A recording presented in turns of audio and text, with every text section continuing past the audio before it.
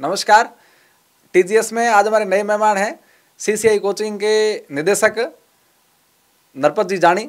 बहुत सारी बात करेंगे और आप इस वीडियो को बहुत प्यार दीजिएगा। बहुत लोगों ने मुझे मैसेज किया, खास करके युवा जो पढ़ाई करते हैं, जो प्रतियोगी परीक्षा की तैयारी करते हैं। बेरोजगारी की बहुत बड़ी फौज है बाड़मेर में और इनके आसपास भी एक बड़ी फैक्ट्री है जहाँ रोजगार का अभियान चलता है, जहाँ बहुत सारे लोगों को रोजगार मिलता है, जहाँ से पढ़ करके लोग बड़े बड़े पदों पर जाते हैं और ख़ास करके गरीबों के मसीहा कहे जाते हैं।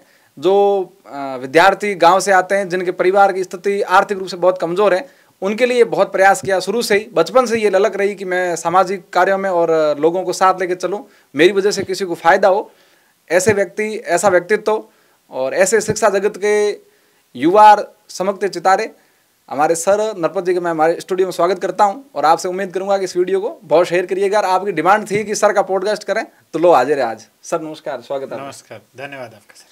शुरुआत सर यहीं से करते हैं कि आपने पढ़ाई कहाँ से करी है, आपके बचपन के बारे में विस्तार से थोड़ा जल्दी बताइए। मैंने पढ़ाई शुरू की जो गांव में ही विद्यालय था नज़दीकी, वहाँ से किया था और 7वीं क्लास वहाँ से करने के बाद मैं बाड़मेर आ गया था। अच्छा। उसके बाद 8वीं क्लास से मैंने 12वीं तक मयूर से पढ़ाई की थी और 12वीं के बाद मैंने ग्रेजुएशन यहाँ पीजी कॉलेज से किया था। अच्छा। बीएससी पीसीएम में किया था और उसके बाद मैंने बीएड भी यहीं से की और फिर एमएससी कोटा ओपन से की थी। अच्छा, आप साइंस और मैथ के स्टूडेंट हैं? बिल्कुल, शुरू से पढ़ाई में शुरू से तेज थे या बाद में कोचिंग वगैरह सारा लिया या ऐसा कुछ? पढ़ाई में शुरू से ही तेज था।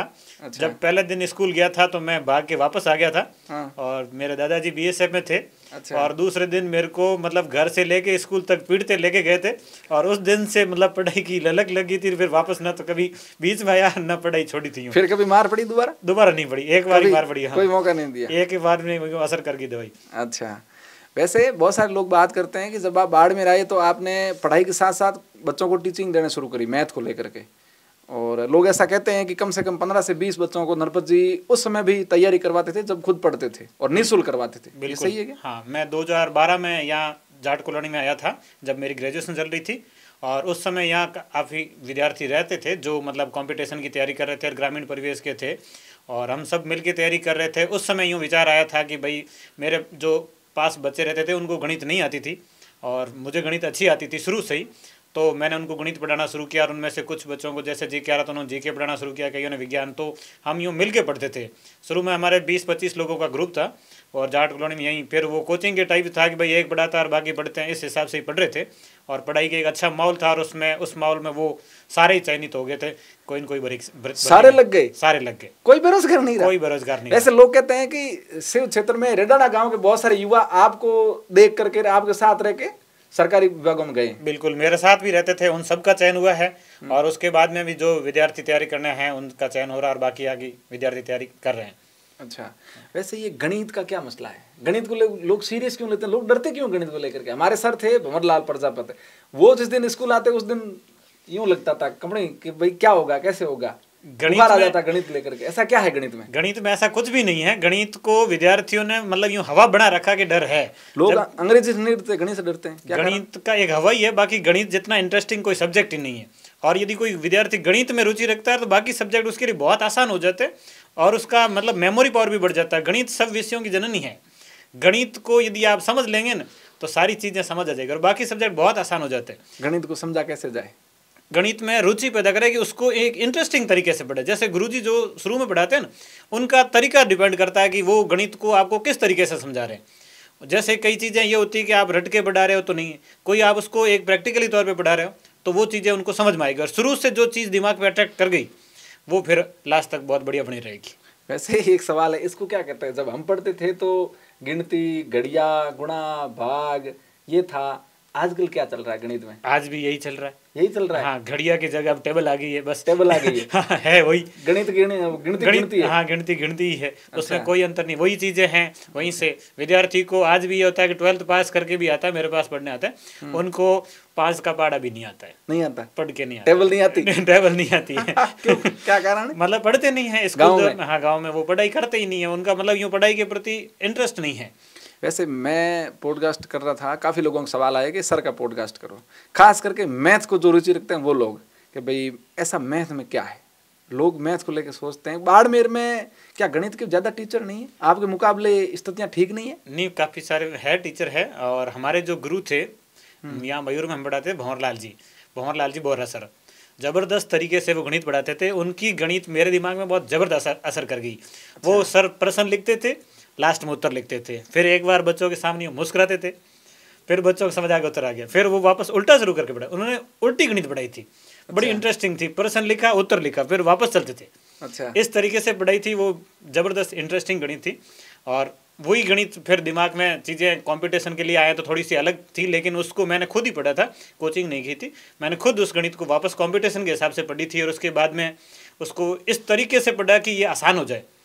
और उसके बाद गणित में यूँ पढ़ने में इंटरेस्ट आने लगा और वो पढ़ानी शुरू की। उसके बाद में काफ़ी अच्छी हो गई थी। आपका ही वापस आते हैं, आपने कितनी भर्तियों की परीक्षा दी है? और लोग ये कहते हैं कि कम से कम 10 से 12 भर्ती में सर एक ही साथ सेलेक्ट हो गए थे। बिल्कुल, मैंने परीक्षाएं 2012 में देनी शुरू की थी, जब मेरा ग्रेजुएशन में फर्स्ट ईयर था। उसी वर्ष मैंने कंपटीशन एग्ज़ाम देने शुरू कर दिए थे, और उसमें मैंने एग्ज़ाम लगभग 3-3.5 साल में मतलब 50 के करीब दे दिए थे। हर एक भर्ती का फॉर्म भरा था। अच्छा। कि भाई अपन एक सामान्य परिवार से आते हैं और जल्दी से जल्दी आपको कोई न कोई एक जॉब मिल जाए, ताकि सिक्योर हो जाए, उसके बाद अपन आगे तैयारी कर सके। पहला टारगेट मेरा ये था कि कोई न कोई जॉब मिल जाए। मैंने एग्ज़ाम दिए थे, 2013 का LDC का पेपर दिया था, बढ़िया तैयारी के साथ दिया था, लेकिन उसके बाद वो पेपर RPSC ने रद्द कर दिया था पेपर आउट के मामले में। तो फिर वो वापस से 2016 में हुआ था, और उसका रिजल्ट 2017 में आया था। मेरा ऑल राजस्थान में 42 रैंक से चयन भी हुआ था, सचिवालय मेरे को मिल भी रहा था। लेकिन उससे पहले मैं ग्राम सेवक ज्वाइन कर चुका था, और फिर मैंने ये जाना उचित नहीं समझा था। और उसके साथ में मेरे सिलेक्शन, पहला सिलेक्शन मेरा पटवार में हुआ था। उसमें भी ऑल राजस्थान मेरी 108वीं रैंक थी। उसके बाद दूसरा चयन मेरा ग्राम सेवक में हुआ था, और उसमें ऑल राजस्थान 14वीं रैंक से मैं चयनित हुआ था। बहुत टफ पेपर आया था ग्राम सेवक एंड पटवार के, उस समय तो विद्यार्थी नहीं निकाल पाए थे, मैं उनमें टॉप रैंक से चयनित हुआ था। फिर RPSC LDC में 42वीं रैंक से हुआ था। उसके बाद रेलवे के अंदर NTPC मैंने क्रैक किया था। SSC CGL भी मैंने 2 बार दिया था। एक मेंस में मैं रोल नंबर लिखना भूल गया था, दिल्ली सेंटर था, लोकल ट्रेन में भटकते भटकते रुको ये कैसे हो गया? मतलब दिमाग से ही निकल गई कि रोल नंबर भरने। ऐसे बहुत सारे आते हैं लोगों के, यार मैं तो ये गलती कर गया। परीक्षा देते समय किस बात का ध्यान रखा जाए? परीक्षा समय मतलब खास करके यही कि रोल नंबर भरने गलत हो जाते हैं। विद्यार्थियों को आज भी ऐसी समस्या आती है कि रोल नंबर कई बार गलत भर देते। मेरे वो दिमाग से यूँ निकल गई थी। एक दिन में 2 पेपर थे, पहला पेपर मैथ्स का था, सेकंड इंग्लिश का था। और इंग्लिश के पेपर में ऐसा हुआ कि मैं रोल नंबर भरना भूल गया। मतलब पूरी रात सफ़र किया था, सुबह वो सोए तो थे नहीं, और सुबह हाथों हाथ ही वो एग्ज़ाम में गए थे। तो मतलब दिमाग से वो चीज़ निकल गई कि रोल नंबर भरना। बस एग्ज़ाम मैथ्स का बहुत अच्छा हुआ था, इस चक्कर में इंग्लिश वाले में रोल नंबर रह गए, नहीं तो मैं SSC CGL कर लेता 2015 में। फिर ये टेंशन नहीं हुई कि यार ये गड़बड़ कर दी, पूरी रात धक्के खाए, पता ही नहीं चला, बाद में पता ही नहीं चला था। तो फिर कब पता चला कि रोल नंबर नहीं लिखे? रिजल्ट आया तब उसमें 0 लिखा था कि आपके अंक 0। फिर मैंने पता किया था हुआ कैसे। फिर वहाँ से उन्होंने कहा था कि आपने रोल नंबर ही नहीं भरे। इसलिए SSC में ऐसा सिस्टम नहीं, RPSC का सिस्टम होता है कि आपने रोल नंबर नहीं भरे, गलत भरे, तो वो 5 अंक काट के बाकी का रिजल्ट जारी कर देते। ऐसा वहाँ होता तो भी हो जाता है। नंबर बहुत आए थे। मैथ्स में मेरे 200 में से 186 आए थे, और इंग्लिश का बहुत अच्छा गया था, लेकिन वो रोल नंबर की वजह से रह गया। उसके बाद मैंने SSC को छोड़ के राजस्थान के कंपटीशन देना शुरू कर दिए थे। फिर पटवार में, ग्राम सेवक में, वन रक्षक, वनपाल सारे एग्ज़ाम किए थे, लेकिन मैं फिजिकल नहीं कर पाया था। मैं जॉब लगने से पहले लगभग 45 किलो के करीब ही था, बहुत यूँ दुबले पतले थे। इस पे कहानी भी चलती है कि जब आप बचपन में पढ़ते थे तो आपको जो कमजोर या जिस बच्चे को पढ़ाई के मामले में याद नहीं था, टीचर आपको उसके ऊपर बिठा करके उसको पीटते थे। ऊपर बैठ के नहीं, लेकिन पीटने का सिस्टम था कि स्कूल में इंग्लिश में स्पेलिंग पूछते थे। जब हम गाँव में पढ़ते थे, स्पेलिंग में जो मतलब याद करके आएगा, जो स्पेलिंग सही बताएगा, और जो नहीं बताएंगे या गलत बताएंगे तो जो सही बताने वाला गलत बताने वाले को मारेगा। एक थप्पड़ का सिस्टम था। वहाँ से मैं यूँ हमेशा स्पेलिंग याद करके जाता था, और जो नहीं बताते थे उनको थप्पड़े पड़ती थी। आप मारते थे? बिल्कुल। तो आज वो लोग नहीं मिलते वापस? मिलते, साथ में दोस्त है, सारे दोस्त थे। सारे दोस्त। क्या कौन यार नरपत जी का मादरो यार यूं ठोकिया बचपन में? नहीं, वो बातें भूल गए। भूल गए? नहीं चल रहा है कि मुर्गा बना माथे बिठार घुटा था? नहीं, ऐसा नहीं था। ऐसा नहीं था? ऐसा नहीं था। अच्छा, वापस उसी पे आते हैं। आप कह रहे हो मेरी ग्राम सेवक ज्वाइनिंग हो गई। हाँ, ज्वाइनिंग हुई? बिल्कुल, ग्राम सेवक मैंने ज्वाइन किया था, 13 महीने मैंने रहा था। उसके बाद मेरा 3rd ग्रेड में चयन हो गया था। ग्राम सेवक मैंने छोड़ दी थी, और 3rd ग्रेड चयन होते ही मैंने 3rd ग्रेड ज्वाइन कर ली थी। और वैसे ग्राम सेवक ये सारे एग्ज़ाम एक ही साल में हुए थे मेरे, लगभग एक ही साल में 10 एग्ज़ाम क्लियर हुए थे। और उसके बाद मैंने 3rd ग्रेड ज्वाइन करके फिर मैंने एक टारगेट रख लिया था कि अब मैं RS की तैयारी करूँगा, और साथ में पढ़ा भी रहा था। और उसमें थोड़ी सी आर्थिक स्थिति ठीक नहीं थी, तो फिर मैंने पढ़ाना शुरू कर दिया था। और उसके साथ में मैं तैयारी भी कर रहा था। RS मैंने 3 दिए थे, 3 मेंस दिए थे, उसमें 2 मेंस मैंने क्वालिफाई किए, 2 इंटरव्यू दिए। दोनों ही इंटरव्यू में मेरे को 48 नंबर दिए, शायद मैं योग्य नहीं था उनके अनुसार, तो मैं रह गया था, दोनों बार में रह गया था, मतलब इंटरव्यू में कम मार्क्स आने की वजह से। और उसके बाद में फिर अब कोचिंग का इतना शुरू कर दिया तो टाइम नहीं मिलता है, तो अब तैयारी नहीं कर पाता हूँ। मेरा टारगेट ये था कि अब मतलब एक बार यूँ लाइफ सिक्योर हो गई कि जॉब लग गई है, अब एक ही टारगेट रखा। फिर मैंने एक ही टारगेट RS दिए थे, 3 बढ़िया तैयारी से दिए थे, लेकिन लास्ट तक भाग्य ने साथ बराबर नहीं दिया, तो 2 इंटरव्यू दे के फिर मैं लास्ट 21 वाला इंटरव्यू दिया था, उसके बाद मैंने ये भी छोड़ दिया था तैयारी। क्या कारण है कि बाड़मेर के कोचिंगों के स्टार जो हीरोज हैं युवाओं के, जैसे कि गणपति सर हैं या आप हैं, RS क्यों नहीं कर पाए आप? करेक्ट, RS गणपति भी नहीं कर पाए। 2 अटेम्प्ट वो कह रहे हैं मैंने दिए पर हो नहीं पाया मेरा, फिर मैंने छोड़ दिया। उनके स्वास्थ्य को लेकर कोई कारण था?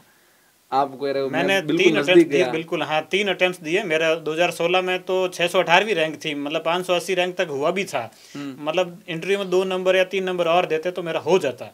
अच्छा, इंटरव्यू कितना नंबर का होता है? इंटरव्यू 100 नंबर का होता है। 100 में से उन्होंने 48 दिया? 100 में से 48 दिया, दोनों बार ही 48 दिए। कारण पता नहीं क्या कारण था, दोनों क्या बार ही। क्या है इंटरव्यू में ऐसा क्या आपको क्या असहज महसूस हुआ कहीं? नहीं, बिल्कुल नहीं हुआ, असहज महसूस नहीं हुआ। और जो क्वेश्चन पूछे थे उनका जवाब भी मैंने दिया था बराबर। वापस यहीं आते हैं, आप कह रहे हो कि पेपर आउट हो गया 2013 का आपके LDC का। ये पेपर आउट वाली समस्या कब से चली आ रही है? ये मतलब जब से सिस्टम शुरू हुआ तब से ही आ रही है। क्यों आउट होते हैं हर बार? मतलब ये कोई न कोई इंसान काम करता है और वो इंसान मतलब कहीं न कहीं निजी स्वार्थ में आ जाता है, और निजी स्वार्थ की वजह से ये सारी, कोई मशीन तो काम करती नहीं है। कहीं न कहीं पेपर बनाने वाला, कहीं पेपर चेक करने वाला, कहीं पेपर बांटने वाला, कहीं परीक्षा करवाने वाला, कोई न कोई वो निजी हित की वजह से ऐसा कर देते हैं। और विद्यार्थियों के साथ बहुत बड़ा धोखा होता है। गरीब विद्यार्थी, एक किसान परिवार से आने वाला, बड़ी मुश्किल से 1 साल उसके पास समय होता है कि बेटा 1 साल में करना तो कर, नहीं तो तेरा काम पकड़ लेना। वो तैयारी करता है और उसके बाद परीक्षा रद्द हो जाती है। उसके बहुत अच्छे अंक आते हैं कि परीक्षा रद्द होगी, अब अगली साल अब उसके पास मौका ही नहीं होता। धोखा होता है उस विद्यार्थी के साथ। मेरे साथ ऐसा हुआ, मैं 13 में चयनित हो जाता, 13 से जॉब करता, हुआ ही नहीं। फिर उस समय भी टॉप रैंक से चयनित हो, लेकिन 14 में हो गए ना आपका? तो नहीं, मेरा पहला सिलेक्शन 17 में हुआ, LDC का 17 के बाद में आया। अच्छा, मेरी ज्वाइनिंग पहली 17 की है। उस मतलब एक की वजह से 3 साल निकल गए। ग्राम सेवक ज्वाइन करके छोड़ा, बड़ी मलाईदार पोस्ट है ग्राम सेवक की, लोग ग्राम सेवक बनना चाहते हैं। मैं 13 महीने रहा था। सरपंच कौन थे आपको उस समय? हमारे सरपंच उस समय, उनका नाम तो मेरे को एग्जैक्टली याद नहीं है, कम समय रहा था। तो बिल पे साइन होते हैं ना आपके? बिल पे साइन होते हैं, सभी बिलों पे आपके साइन होते हैं। ग्राम सेवक बिना 13 महीनों में मैंने वो ज्यादा काम नहीं किया था, तो साइन वाइन का काम किया ही नहीं। आपने गुणागणित ज्यादा किए नहीं, दिमाग आपको पता था कि मुझे ये काम नहीं करना है? पहले से ही था कि नहीं करना। मैं यूँ सोच रहा था कि मैं पढ़ाना हूँ, मेरे को पढ़ाना है, और मेरा उससे पहले रीट का एग्जाम दिया हुआ था कि मुझे पता था कि होगा मेरा चयन। अब हो जाए तब तक ये है कि पता नहीं क्यों सरकार का भरोसा नहीं है, कब भर्ती आउट हो जाए या रद्द हो जाए, रद्द हो जाए। आज रीट के भरोसे इसको ज्वाइन न करें और कल ये रद्द हो जाए, वापस फिर 2 साल 3 साल पता नहीं कब आएंगे। तो पटवार भी ज्वाइन करी आपने? पटवार ज्वाइन नहीं करी थी, ज्वाइन नहीं, क्योंकि पटवार के जस्ट बाद ग्राम सेवक ज्वाइनिंग दे रही थे और रीट का 3 ऑप्शन देके एक आध होगा ही होगा। पटवारी और ग्राम सेवक की पोस्ट में अंतर क्या है? आप तो बच्चों को पढ़ा भी रहे हैं ना। पटवारी का काम जो रहता है वो रेवेन्यू का काम रहता है। उसके ज़मीन में जो म्यूटेशन का काम होता है, नामांतरण में ये, या फिर जैसे कोई फसल बीमा का है, ये काम रहते हैं पटवारी के। ग्राम सेवक का काम रहता है, ये एक ऑफिसर काम है, जिसके अंदर आप पूरा बजट सैंक्शन का काम रहता है कि आप पंचायत का पूरा विकास कर पाएंगे। ग्राम पंचायत का जो काम रहता है उसके तहत सारा काम ग्राम सेवक को देखना होता है। पटवारी का काम थोड़ा सा अलग होता है, जिसका ग्राम पंचायत के यूँ ऐसे होता ही नहीं है। उनका काम तो सबको पता है क्या होता है, ये सबको पता है कि यहाँ पढ़ने वाले आपके सारे किसान हैं बच्चे, लेकिन लोग पटवारी छोड़ ग्राम सेवक ज्वाइन क्यों करते हैं? पटवारी से ग्राम सेवक उन्होंने, मतलब जैसे आप देख लो, मैंने तो ग्राम सेवक छोड़ के थर्ड ग्रेड ज्वाइन कर ली थी। पुलिस छोड़ करके लोग शिक्षक बनते हैं, ग्राम सेवक छोड़ के लोग शिक्षक बनते हैं, पटवारी छोड़ के लोग शिक्षक बनते हैं, लेकिन पटवारी छोड़ कर लोग ग्राम सेवक बनते हैं। पटवारी छोड़ के ग्राम सेवक, जैसे मैंने अच्छी कमाई है ग्राम सेवक में, इसलिए हो सकता हो। मैंने जो चूज किया था कि पटवार और ग्राम सेवक में क्या अंतर है, तो पटवार का उस समय था 12,500 और ग्राम सेवक का था 13,400। तो ग्राम सेवक के 1,000 रुपए ज्यादा थे, इसलिए इसको चॉइस किया कि भाई ग्राम सेवक ज्वाइन करेंगे। अच्छा, उसके बाद थर्ड ग्रेड में आए तो अच्छी सैलरी थी, 23,000 थे, तो ये ज्वाइन कर लिया था। बात यही चल रही थी कि ग्राम सेवक इसलिए आपने ज्वाइन करी कि भाई 1,000 रुपए ज्यादा थे, सैलरी ज्यादा थी। फिर आपने शिक्षक ज्वाइन क्यों किया? ये मुझे सवाल भगवत किशोर ने भेजा, हमारे मित्र आपके साथ सहपाठी है या आपके चले हैं। उन्होंने कहा कि सर को ये पूछना कि सारी भर्तियां छोड़ करके थर्ड ग्रेड ज्वाइन क्यों किया? मतलब मेरा इंटरेस्ट पढ़ाने में ही था, कि मैं बच्चों को पढ़ाऊँ। जिस चीज़ से मैं जुड़ा हूँ कि मैं रोज़ उसी चीज़ से जुड़ रहा हूँ, मेरा इंटरेस्ट ही पढ़ाने में था, इसलिए मैंने ये शुरू किया था। और मैं शुरू से मतलब 2012 से ही मैंने ये पढ़ाना शुरू कर दिया था। पहले मैं छोटे बच्चों को ट्यूशन पढ़ाता था जिससे कि मेरा खर्चा निकल सके, और उसके बाद में इन विद्यार्थियों को जोड़ के पढ़ाना शुरू कर दिया था। तो पढ़ाने में इंटरेस्ट था। तो फिर ये था कि ग्राम सेवक की जॉब एक अलग जॉब है, जहाँ आप पढ़ा नहीं सकते, पढ़ाने का आपको वैसे कोई मौका नहीं मिलेगा, और वो काम अलग है। उस काम की वजह से फिर आप पढ़ाने वाले इंटरेस्ट को तो फिर छोड़ ही सो, इसलिए मैंने फिर वो जॉब छोड़ दी और थर्ड ग्रेड ज्वाइन कर ली थी। और पढ़ाने में मज़ा आता है, और यही काम किसी दिन नहीं पढ़ाते हो तो कैसा महसूस होता है? मतलब यूँ लगता है कि आज कोई काम किया नहीं है, बोरिंग सा लगता है। अच्छा, पढ़ाना बहुत जरूरी है। आगे बढ़ते हैं। फिर आजकल आप कोचिंग के एक संस्थापक हैं, आपने ये CCI ये नाम, इसका फुल फॉर्म क्या है और यही नाम क्यों रखा, और कोचिंग खोलने का आपका प्लान कहाँ से आया कि मैं भी एक औद्योगिक जगत शिक्षा का औद्योगिकरण कर दूं? कोचिंग का वैसे नाम CCI तो हम जो ग्रुप में पढ़ते थे उन सब में मिलके रखा था। CCI की फुल फॉर्म थी चॉइस करियर इंस्टीट्यूट। चॉइस मतलब आपकी खुद की चॉइस है, आपकी इच्छा हो तो पढ़ो, अन्यथा मत पढ़ो। यूँ नहीं था कि आप हमारे पास आओ ही आओ। हाँ। एक चॉइस के हिसाब से विद्यार्थियों ने सजेस्ट किया था, उन्होंने रखा था, फिर उसकी शॉर्ट फॉर्म के रूप में CCI चला दिया था। और वो विशेष कोई यूँ कारण नहीं था, विद्यार्थियों ने ही रखा था। और उसके बाद में जब मैं 2014 से पढ़ा रहा था, तब से मतलब कोचिंग के रूप में यूँ ऐसा कुछ था नहीं। अपने घर के विद्यार्थी जो पास में रहते थे, नज़दीकी जो रहते थे, और कोई मतलब जैसे बाहर से भी आके यहाँ रहता था या कमज़ोर स्थिति का था कि भाई मैं भी पढ़ना चाहता, तो उसको शामिल कर लिया था। और शुरू में हमने जब 30 एक विद्यार्थी हो गए तो बैठने के लिए हमने क्या किया था कि सब मिलके गए थे महाबार साइड, इधर से एक ट्रैक्टर भर के लाए थे खींप से, और एक छपरा बनाया था बढ़िया सा, और उस छपरे में हमने कोचिंग शुरू की थी। और हमारे साथ पढ़ने वाले 2 मित्र थे जिनको कारीगर का काम आता था, उन्होंने खुद नहीं बोर्ड बनाया, मतलब वो एक सब मिलके ही काम कर रहे थे। और वहाँ से हमने कोचिंग का वो शुरुआत किया था। उसके बाद जॉब लगने के बाद कुछ समय तक समय नहीं दे पाए थे। उसके बाद मैंने वैसे संकल्प कोचिंग ज्वाइन की थी, वहाँ मैंने 1-1.5 साल पढ़ाया भी था। उसके बाद वापस कोचिंग शुरू कर दी थी। और मेरा कोचिंग शुरू करने का कारण ये था कि विद्यार्थी जो ग्रामीण परिवेश से आता है उसको कुछ बेसिक सब्जेक्ट बहुत कमज़ोर होते हैं, जिस वजह से वो कंपटीशन में मतलब यूँ टिक नहीं पाता है। और ऐसा बैच हो जिसके अंदर ग्रामीण परिवेश से आने वाला कमज़ोर विद्यार्थी अच्छे से अपने बेसिक को क्लियर कर लें, और उसमें मतलब कम से कम फीस में हो सके। कोचिंगों की फ़ीस बहुत ज़्यादा है। जैसे मेरा एक फाउंडेशन बैच चलता है मैराथन नाम से, हम बैच चलाते हैं, उसको 2 साल 12वीं करके आते हैं उस विद्यार्थी को लेते हैं, 12वीं करके नया आता है, 1-2 साल उसकी कॉम्पिटिशन तैयारी करनी होती है, तो उसको उस बैच में लेते हैं। 2 साल बैच चलता है, सारे सब्जेक्ट कंपटीशन के, भर्ती चाहे कोई भी हो। आपको एक भर्ती का टारगेट नहीं रखना कि आपका एकदम बेसिक क्लियर हो, कि आप गणित पढ़ रहे हो तो आपको पूरी गणित आनी चाहिए। उसके बाद में आप जिस भर्ती की तैयारी करोगे तो आप उसमें नोट्स में से आपको जो टॉपिक चाहिए वो पढ़ सकते हो। तो वो फाउंडेशन बैच चलता है, और उसका महीने का चार्ज रहता है मात्र 300-350 रुपये। हम 2 साल के 8,000 रुपये फीस लेते हैं टोटली। बुलाते हो? हाँ। या ऑनलाइन पढ़ाते हो? नहीं, बुलाते हैं। क्लासें लगती है रोज़ाना 6 घंटे क्लास लगती है, 2 साल तक क्लासें लगती है। उनके टेस्ट होते हैं 100 के करीब, तो उनके टेस्ट पेपर होते हैं, और टोटल फीस लेते हैं उसकी 8,000। इसकी कॉस्ट कितनी आती है आपको? जो बच्चों का खर्चा आता है उसमें हमारी जो फैकल्टी होती है वो मतलब कम फीस में पढ़ाने को एग्री है। हमें बिल्कुल कम भी मिले तो कोई दिक्कत नहीं, इसलिए हम विद्यार्थियों को ये सोच रहे हैं कि ग्रामीण परिवेश से आने वाला विद्यार्थी कम से कम बड़ी फीस नहीं अफोर्ड कर सके, वो यहाँ पढ़ सके। बच्चों को अच्छी सुविधा नहीं चाहिए, जैसे ऐसी लगी हुई है कि नहीं, इससे फ़र्क नहीं पड़ता है कंटेंट अच्छा मिल रहा है कि नहीं मिल रहा है, फैकल्टी अच्छी पढ़ा रही नहीं पढ़ रही, ये ज़रूरी है। और कम फीस में कैसे हो सके, ग्रामीण परिवेश का बच्चा यही चाहता है कि सुविधाएँ भले ही कम हो लेकिन पढ़ाई में कोई कमी ना आए, तो वो कम फीस में पढ़ पाए। No loss no profit. No loss, ना तो घाटा है ना नुकसान, फायदा है। बराबरी में चल रहा है। अच्छा, हाँ। वैसे आपके और क्या बैच चलते हैं इसमें? एक तो हो गया फाउंडेशन चलता है, इसके अलावा हम जैसे वैकेंसीज के जैसे BSTC का है या पटवारी का है, जैसे ग्राम सेवक का है, चतुर्थ श्रेणी का है, जैसे अभी जो वैकेंसी रनिंग में चल रही है तो उन सभी भर्तियों के बैच लेते हैं। ऑफलाइन और ऑनलाइन टोटल कितने विद्यार्थी हैं आपकी संस्था से जुड़े हुए? विद्यार्थियों की संख्या तो जैसे काउंट नहीं की, ऑनलाइन तो ऐप से जुड़े होते हैं। ऑफलाइन में जैसे हमारे 5-6 बैच रनिंग में चल रहे हैं, तो 2-1 हज़ार विद्यार्थी टोटल अभी जुड़े हुए हैं जो ऑफलाइन आते हैं। और ज़्यादातर हमारे टेस्ट सीरीजें भी चलती है। विद्यार्थी मतलब जैसे सेल्फ स्टडी कर रहा है, वो केवल टेस्ट देना चाह रहे हैं कि भाई मेरी तैयारी हो रही कि नहीं है। टेस्ट सीरीज का एक फ़ायदा ये रहता है कि उसके एक प्रेशर होता है, 7 दिन का एक शेड्यूल होता है कि 7वें दिन मेरे इन टॉपिक का टेस्ट है, मेरे को ये पढ़ के जाने, तो एक प्रेशर से अच्छे से पढ़ पाता। नहीं तो ये पढ़ लेंगे 2 दिन बाद 4 दिन बाद, भर्ती अभी टाइम पड़ा 2 महीने पढ़े 4 महीने, नहीं तो 7 दिन का टारगेट होता, अच्छे से पढ़ पाता और टेस्ट देता।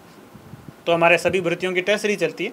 और टेस्ट सीरीज़ में मैंने अभी ये भी कर रखा है कि कई विद्यार्थी ऐसे होते हैं जो टेस्ट सीरीज़ की भी फीस नहीं दे पाते हैं। टेस्ट में अब जैसे एक टेस्ट का 50 रुपये पेपर का खर्चा आ जाता है।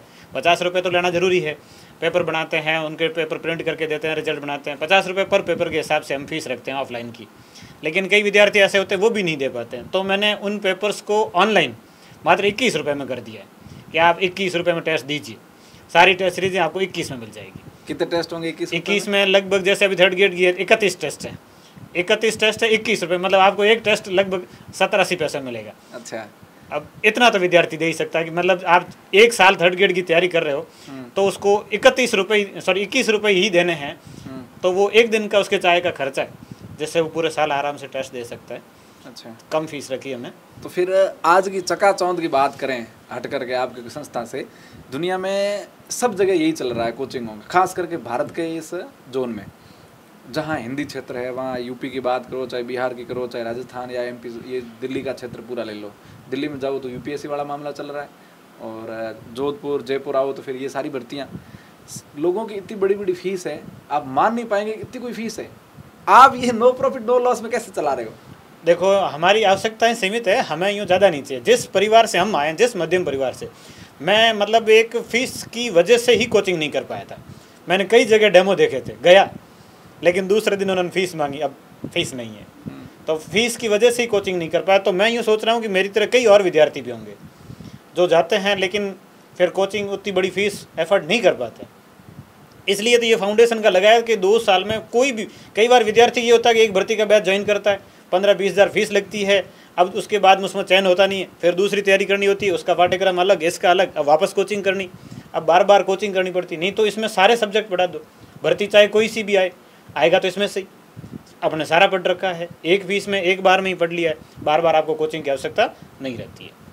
आपके विद्यार्थी मध्यम वर्ग से भी निचली श्रेणी के लोग हैं? हाँ, ज़्यादातर, अधिकांश। नहीं तो इस गर्मी में एसी के बिना कौन बैठेगा? हाँ, बैठेगा ही नहीं। जिसको पढ़ना है वही बैठेगा। हाँ। जिसके पास पैसे का जुगाड़ कम है, उससे भी नीचे स्तर के लोगों को फ्री लेते हो? बिल्कुल नो कॉस्ट? बिल्कुल। हमने इसलिए पिछले वर्ष में ये था भी, जिनके माता पिता नहीं है, एक योजना चलाई थी और इनका टेस्ट करवाया तक वास्तव में पढ़ने वाले हैं और उनके पेरेंट्स नहीं हैं, फीस देने में एफर्ट नहीं है, तो ऐसे 24 विद्यार्थियों को हमने पिछले सत्र में ही लिया था और जिनको हम फ्री पढ़ा रहे हैं। और भी ऐसे बहुत सारे विद्यार्थी होते हैं जिनके पेरेंट्स नहीं होते हैं, वास्तव में स्थिति खराब होती है।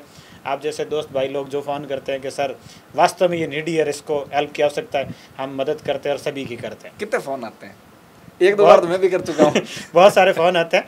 और होता ये है कि गांव में वास्तव में कई ऐसे विद्यार्थी होते हैं जो बिल्कुल ज़रूरतमंद होते हैं और वो मतलब सीधा सर के पास में जैसे नहीं आ पाते, वैसे मेरे पास सीधा आता है ना, उसको भी मैं बिल्कुल वही रियायत देता हूँ जो आप फ़ोन करोगे वो भी रियायत देता हूँ। अच्छा। लेकिन कई बार विद्यार्थी सोचते हैं कि मतलब सर बात करेंगे कि नहीं करेंगे। अब इतनी बड़ी संस्था चलाते सर हमसे मतलब हमारी बात सुनेंगे कि नहीं सुनेंगे, हमारा मतलब वास्तविक ये स्थिति सही है कि नहीं सर। तो मेरे पास वैसे जो सीधा आता है उसकी भी मैं बात सुनता हूँ और मैं पता कर लेता हूँ। उनके गांव में मेरे कोई न कोई मित्र होता है, पूछ लेता है वास्तविक स्थिति क्या है, वास्तव में नहीं दे पाता है, कोई दिक्कत नहीं, पढ़ाएंगे हम उसको, पढ़ाते। ये कब तक चलता रहेगा? जब तक जिंदा है तब तक चलता रहेगा, ऐसे ही चलता रहेगा। नियम बदलेंगे नहीं बदलेंगे, बिल्कुल। गद्दी पिसाई कोई भी रहे, नियम सेम रहेगा? नियम सेम रहेंगे।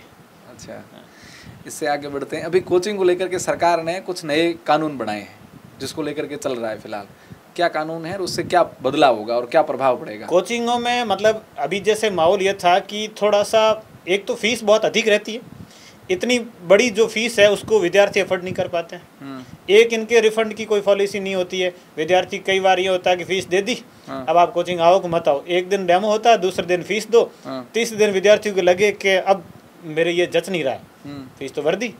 तो सरकार इनके ऊपर ऐसा नियम बना रही है कि रजिस्ट्रेशन होगा, विद्यार्थियों के अनुकूल माहौल होगा और उनका प्रॉपर ढंग से मतलब काउंसलिंग होती रहे। कई बार विद्यार्थी डिप्रेशन में रहते हैं और वो उस डिप्रेशन की वजह से फिर पढ़ाई छोड़ देते हैं या गलत कदम उठा लेते हैं। सरकार इसी वजह से, जैसे कोटा में जो चलता है वहाँ से आत्महत्या के बहुत सारे केस आए थे, सरकार उसी चीज़ को लेके चल रही थी कि विद्यार्थियों का अनुकूल माहौल हो, इतना भी प्रेशर ना हो कि फिर वो मतलब दुनिया छोड़ दें, उनको एक अनुकूल माहौल में पढ़ाया जाए और उनका वैसे प्रॉपर गाइडेंस और उनसे बात की जाए तो विद्यार्थी यूँ, और वैसे अपने मारवाड़ क्षेत्र का विद्यार्थी धीर गंभीर होता है तो थोड़े बहुत यूँ दिक्कतों से तो डरता है ही नहीं, बिल्कुल बिल्कुल नहीं।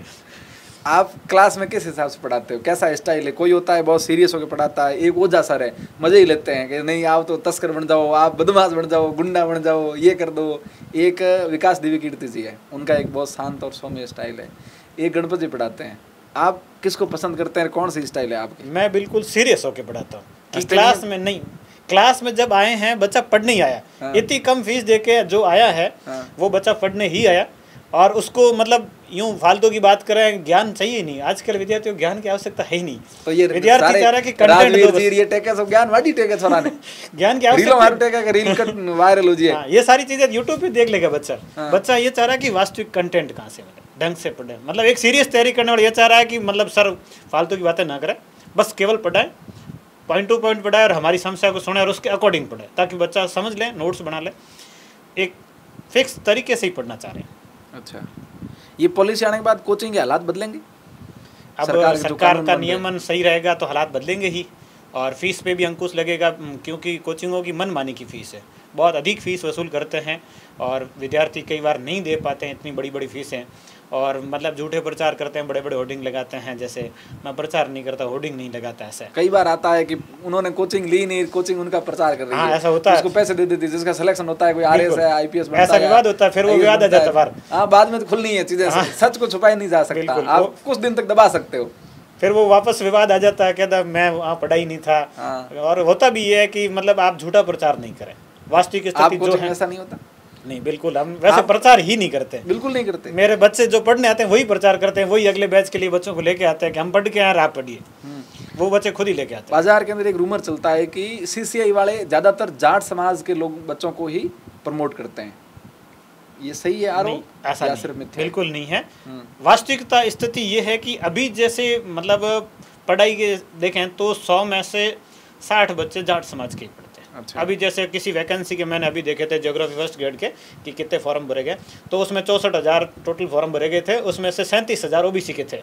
तो मतलब अधिकांश विद्यार्थी जो किसान कौम से है, जिसकी समस्याएं ज़्यादा है और वो मतलब अपने यहाँ तो सुविधाएं बहुत कम है, पानी की भी सुविधा है नहीं, तो वो विद्यार्थी पढ़ने आता है। तो मतलब मेहनत ज़्यादातर यही करते हैं, तो विद्यार्थी यही है तो पढ़ेगा ही, ये ज़्यादा होंगे ही संख्या में ज़्यादा। वैसे पॉपुलेशन में भी ओबीसी ज़्यादा ही है। इससे आगे बढ़ते हैं, एक 12वीं के बाद या 10वीं के बाद ज़्यादातर 10th में बच्चा आता है, तब तक अभिभावक बच्चे को कोचिंग में कहीं ना कहीं डाल देते हैं कि इसको या MBBS करवानी है या IIT में भेजना है। तो ये जो चल रहा है, बच्चा 10वीं में आया और उससे पहले ही कोचिंग में डाल दो, ये स्कूल जाते ही नहीं है। बहुत सारे ऐसे संस्थान हैं जो स्कूल में तो सिर्फ फीस भरती है, बच्चा पढ़ता कोचिंग में ही है। ये पॉलिसी बच्चों के लिए ठीक है या बच्चों के स्कूली शिक्षा को खा रही है, स्कूली समय को ये पॉलिसी खा रही है? इसमें ये कि जो मतलब ज़्यादा पैसे वाले हैं उनके ये सिस्टम, बाकी ग्रामीण परिवेश का बच्चा वैसे इस 12वीं तक स्कूल ही जाता है। अच्छे जिनके पास में पैसे हैं तो वो कोचिंग में भेजते हैं। उनमें ये होता है कि बच्चे की वो कैपेसिटी नहीं भी होती है तो भी वो उसको ज़बरदस्ती भेजते हैं। तभी तो ये कोचिंग वाला नियम लागू करने का मतलब ये हो रहा है कि कोटा में इतनी सारी आत्महत्याएं हो रही। वो सब बढ़िया फैमिली के बच्चे होते हैं, अब उनकी इच्छा है ही नहीं, ज़बरदस्ती उनके ऊपर थोपा जा रहा है। परिवार वाले परेशान होकर कि भेज दो कोटा, अब यहाँ रहेगा नहीं। अब वहाँ वो कह रहा है कि मैं घुट रहा हूँ, मेरे से नहीं हो रहा है। हाँ। लेकिन वो पेरेंट्स स्वीकार नहीं करेंगे, नहीं तेरे को करना है। वो कह रहा है कि मैं नहीं कर पा रहा हूँ। अपने यहाँ का यह है कि गाँव का बच्चा घर वालों कहते हैं मेरे से नहीं होगा, मेरे से नहीं होगा, तो आजा बेटा कोई नहीं, हमने काम किया ना आप भी कर लेना, खेती का काम हमने किया ना आप भी कर लेना। मेरे भी ऐसा था, एक बार स्थिति ऐसी थी कि सिलेक्शन नहीं हो रहे थे, 4-1 साल हो गए थे। तब घर वालों ने कहा भी था कि नहीं हो रहा तो कोई नहीं, घर आ जाइए, हमारी ज़िंदगी निकली ना आपकी भी निकल जाएगी। हाँ। कोई ऐसी दिक्कत की बात तो है नहीं। अपने पेरेंट्स यूँ स्वीकार कर लेते। कईयों में यूँ दिक्कत रहती, पेरेंट्स कहते हैं नहीं आपको करना ही है, अब उसमें बच्चा मारा जाता है। वो प्रेशर में होता है, उस बच्चे की सुन ले कि भाई तेरे से नहीं हो रहा, कोई नहीं, आपकी इच्छा क्या, आपकी रुचि क्या, जरूरी नहीं पढ़े। और भी बहुत सारे फील्ड है, जैसे आप कोई खेल में जाना चाह रहे हो, आप जैसे खेल के अलावा जैसे आप पत्रकारिता में जाना चाहते हैं, आपकी रुचि क्या, जैसे कोई मतलब कला में जाना चाहता हो, जैसे कोई वाद्य यंत्र में है, कोई संगीत में, तो उनकी रुचि के अनुसार, उनके पास तो पैसे बहुत होते हैं, तो बच्चे की रुचि के अनुसार उसको काम दिया जाए। इसी पे सवाल कर लेते हैं, वाद्य यंत्र, पत्रकारिता, स्विमिंग वगैरह वगैरह, ये जितने भी स्पोर्ट के मामले हैं, इसमें आजकल बाड़मेर के खास करके किसान कौम लोग कम हैं, आप उनको क्या कहना चाहोगे इन फील्ड को लेकर के? किसान कौम के विद्यार्थी ये कि उनके पास पैसे नहीं है, इन सुविधाओं के लिए उनको पैसों की आवश्यकता होती है। और विद्यार्थी ये सोचता है कि मतलब जल्दी से जल्दी एक बार जॉब लग जाए, तो वो सोचता है कि मैं सरकारी कर्मचारियों तैयारी करूं तो एक बार सरकारी कर्मचारी बन जाऊं। उनकी यूं ये रुचि के अनुसार काम होता ही नहीं है, उनको तो बस एक जॉब चाहिए कि लाइफ सिक्योर हो जाए। इसलिए वो बाकी वो यूं है कि जैसे इनकी एकेडमी होती है, जैसे कोई स्पोर्ट्स की एकेडमी होती है तो उनकी लाखों फीस होती है, और किसान परिवार का बच्चा वो लाखों की फ़ीस दे नहीं पाता है, तो इसलिए वो उनमें जाते नहीं हैं। अमीर परिवार के जो बच्चे हैं वही जा पाते हैं, बाकी अपने जैसे लोगों की रुचि होती ही नहीं है। पढ़ना है तो पढ़ना है कि रुचि क्या है, इसमें पढ़ना भी ही है कि लोग अपने समाज में सरकारी भर्ती को इतना सीरियस क्यों लेते हैं कि सरकारी नौकरी लग गई हो मतलब सब कुछ हासिल कर लियो। यहाँ एक लाइफ सिक्योर है, और कोरोना के बाद से इसका मैं तो और ज़्यादा बढ़ गया। हाँ। कि सारे धंधे बंद हो गए। हाँ। लोग जो मतलब कोई न कोई काम कर रहे थे उनका एक बार ठप हो गया, लेकिन जो सरकारी कर्मचारी था उसकी बराबर सैलरी आ रही थी, उसका काम चल रहा था, तो उसका रुका नहीं था। उसके बाद से यूँ लगता है कि ग्रामीण परिवेश से कि ये एक लाइफ सिक्योर है कि आपको 60 साल तक बराबर जॉब में काम मिलेगा और उसके बाद आपको पेंशन भी मिलेगी, लाइफ पूरी सिक्योर रहती है, तो दिक्कत नहीं रहती। बात नहीं हो। वापस लौटते हैं पेपर पे। पेपर आउट वाला सवाल बीच में रह गया कि जब आजकल ये चल रहा है बहुत ज़ोर शोर से, राजस्थान में सरकार बदली, उसके बाद भजन लाल जी ने ये कहा कि जिन्होंने पेपर आउट किए उनके खिलाफ हम सख्त कार्रवाई करेंगे। आपको क्या लगता है कि सरकार कार्रवाई कर रही है या सिर्फ सरकार दिखावा कर रही है? नहीं, बिल्कुल, अभी पिछले 1 साल से सरकार बहुत कार्रवाई कर रही है। एसओजी जबरदस्त एक्टिव है, और पिछले 5 साल के जितने भी चयनित हुए हैं उन सब के डेटा खंगाल रही है, कौन फर्जी है कौन सही है। अच्छी कार्रवाई चल रही है। एसआई भर्ती को लेकर भी उन्होंने बहुत सारे प्रयास किए। एसओजी की टीम बहुत एक्टिव है, और जो मतलब फ्रॉड है अब वो जाएंगे ही, जेल जाना तय है उनका। इससे आपको आपके कोचिंग बच्चों को शांति मिल रही, संतुष्टि मिल रही है कि कम से कम सरकार कार्रवाई तो कर रही है। कार्रवाई कर रही, तो मतलब यूं है कि लोगों में भय रहेगा। हाँ। एक बार यूं मतलब जैसे कि कोई पैसे दे के लगाए, अब उसकी जॉब चली जाए, पैसे पहले चले गए जमीन बेच के जमीन चली गई, पैसे दे दिए, अब जॉब चली गई। हाँ। तो आगे आने वाले लोग डरेंगे। अच्छा, कि मान लो कल पैसे दे के लगे और फिर एसओजी ने उठा लिया, तो जमीन पैसे नौकरी सब गए, जेल। और हाँ, जेल और होगी। आपने मोनिका का इंटरव्यू देखा क्या? जो लड़की एसआई बनी है, उसका एक यूट्यूब पे चल रहा है मोटिवेशन इंटरव्यू। तो नहीं देखा था। झलको राजस्थान ने शायद लियो, या झलको झुंझुनू ने वहाँ लियो है, उन्होंने लिया। तो उस बच्ची कह रही है कि मैंने कभी कोचिंग नहीं करी, मैं कोचिंग गई, मेरा मन नहीं लगा, फिर मैंने सेल्फ स्टडी करी। अब उसको वापस वायरल कर रहे हैं, उसको कल गिरफ्तार कर लिया पुलिस ने। एसओजी ने गिरफ्तार कर लिया। तो मैंने ये इंटरव्यू तो नहीं देखा था, और यदि वो सही तरीके से नहीं लगे हैं तो एसओजी पकड़ेगी ही। ऐसे बहुत सारे इंसिडेंट आ रहे हैं कि लोगों ने पहले साफे पहनाए, स्वागत किया, अब उनका इलाज हो रहा है, तो वो वापस कैसे आके मुंह दिखाएंगे समाज में?